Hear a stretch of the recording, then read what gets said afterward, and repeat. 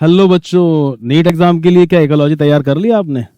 Last year आपने देखा था ना, उन्होंने इकोसिस्टम चैप्टर से एक नया सवाल बनाया जिसमें उन्होंने जीपीपी एनपीपी के कॉन्सेप्ट्स को इस्तेमाल किया और साथ में 10% लॉग। क्वेश्चन एक बार मैं दोबारा से आपके साथ डिस्कस कर लेता हूँ कि अगर सेम क्वेश्चन कॉपी पेस्ट हुआ तो आप भी थोड़ा आइडिया लगा सकें इस तरीके से सवालों कैसे किया जाता है।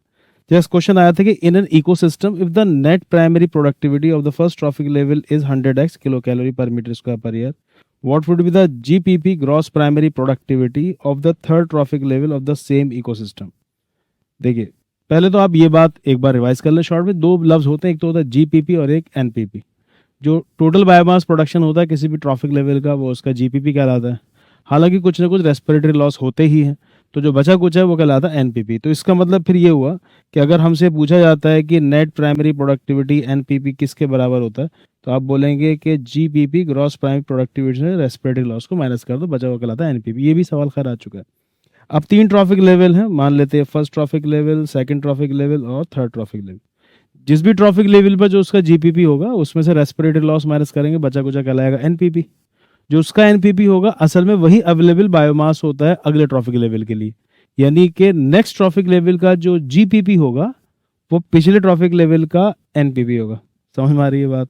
अब जैसे फर्स्ट ट्रॉफिक लेवल है, फर्स्ट ट्रॉफिक लेवल पे उन्होंने बताया कि इसका जो एनपीपी है, फर्स्ट ट्रॉफिक लेवल का जो एनपीपी है वो 100x। कितना है? 100x, ठीक है ना।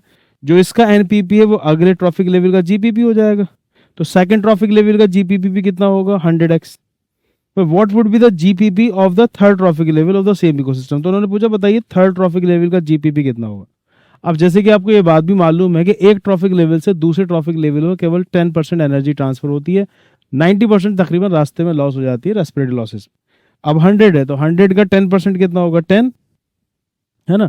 तो इसका मतलब ये हुआ कि जो यहाँ की एनपीपी होगी, रेस्पिरेटरी लॉस हटा के 90% रेस्पिरेटरी लॉस में चला जाएगा, एनपीपी होगा वो उसका कितना हो जाएगा? 10x। यही फिर अगले ट्रॉफिक लेवल के लिए जीपीपी होगा, तो थर्ड ट्रॉफिक लेवल का जीपीपी कितना होगा? 10x। तो इसका मतलब फिर ये हुआ कि इस सवाल का आंसर जाएगा 10x kilo calorie per metre square per year. क्या आपको ये बात समझ में आ गई? ठीक। अगर वीडियो सही लगी हो, सॉल्यूशन आसान लगा हो, तो अपने दोस्तों के साथ जरूर शेयर करिए और वीडियो को सेव कर लीजिए। हो सकता है इस बार भी कुछ इस टाइप का क्वेश्चन रिपीट हो जाए। Best of luck.